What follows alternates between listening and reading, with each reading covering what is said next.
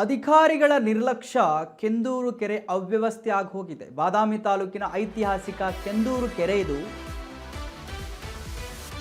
ನೋಡಿ, ಅಧಿಕಾರಿಗಳ ನಿರ್ಲಕ್ಷ್ಯ ತೋರಿದ್ದಾರೆ. ಕೆಂದೂರು ಕೆರೆ ಅವ್ಯವಸ್ಥೆ ಆಗಿ ಹೋಗಿದೆ. ಬಾದಾಮಿ ತಾಲೂಕಿನ ಐತಿಹಾಸಿಕ ಕೆಂದೂರು ಕೆರೆ 15ರಿಂದ 20 ಗ್ರಾಮಗಳ ರೈತರ ಜೀವನಾಡಿಯಾಗಿದೆ ಈ ಕೆರೆ. ಕೆಂದೂರು ಕೆರೆಯಲ್ಲಿ ಹೂಳೆತ್ತದೆ ಅಧಿಕಾರಿಗಳು ನಿರ್ಲಕ್ಷ್ಯೆಯನ್ನ ತೋರಿದ್ದಾರೆ. ಹೂಳೆತ್ತುವ ಕಾಮಗಾರಿಗೆ ಅನುದಾನ ಬಂದರೂ ಕೂಡ ಕೆಲಸ ಮಾಡಿಲ್ಲ ಅಧಿಕಾರಿಗಳು. ನರೇಗಾದಲ್ಲಿ ನಕಲಿ ಹಾಜರಾತಿ, ಅಕ್ರಮ ಕೂಲಿ ಕೂಡ, ಅದರ ಬಗ್ಗೆ ಆರೋಪ ಕೂಡ ಕೇಳಿಬಂದಿದೆ. ತನಿಖೆ ನಡೆಸಿ ಕ್ರಮ ಕೈಗೊಳ್ಳುವಂತೆ ರೈತರು ಒತ್ತಾಯ ಮಾಡ್ತಾ ಇದ್ದಾರೆ. ಸಮಸ್ಯೆ ಬಗೆಹರಿಸದಿದ್ದರೆ ಉಗ್ರ ಹೋರಾಟದ ಎಚ್ಚರಿಕೆ ಕೂಡ ನೀಡಿದ್ದಾರೆ. ನೋಡಿ, ಕೆರೆ ಐತಿಹಾಸಿಕ ಕೆರೆ, ಹೂಳೆತ್ತಬೇಕು, ಅಧಿಕಾರಿಗಳ ನಿರ್ಲಕ್ಷ್ಯ, ಕೆಲಸ ಮಾಡಲ್ಲ ಅಧಿಕಾರಿಗಳು.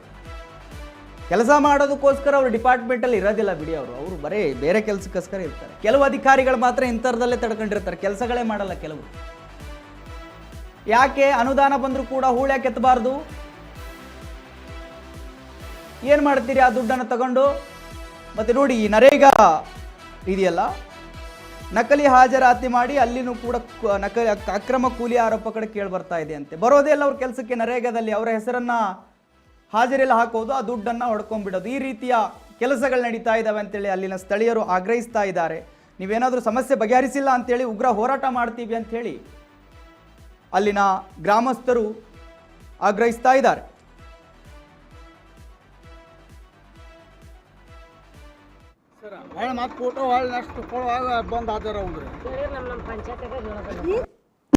ಲಿಂಗಪ್ಪ ಸಂಗಪ್ಪ ಅಂಗಡಿ ಗೋಲಿಂಗಪ್ಪ ಸಂಗಪ್ಪ ಅಂಗಡಿ ಸಾಕಿನ ಕೆಂದೋಡು, ತಾಲೂಕು ಬದಾಮಿ, ಜಿಲ್ಲಾ ಬಿಜಾಪುರ. ಮೊದಲು ಈ ಕೆರೆ ಏನು ಒಂದು ಕಂಟನ್ನು ಕೇಳುವಂಗಿದ್ದಿಲ್ಲ. ಸತತ ನೀರು ಬರೀ ಆಪ್ ಇತ್ತು. 1 ವರ್ಷದ ತನಕ ಮಳೆಗಾಲ ಆಗೋ ತನಕ ನೀರಿರುವುದು. ಈಗ ಒಂದು 20 ವರ್ಷ ಆಯ್ತು. 20 ವರ್ಷದಿಂದ ಇದು ಸೀಟಿ ಬಿಟ್ಟು ಮಳೆ ಏನು ಒಟ್ಟ ಸರಿಯಾಗಿ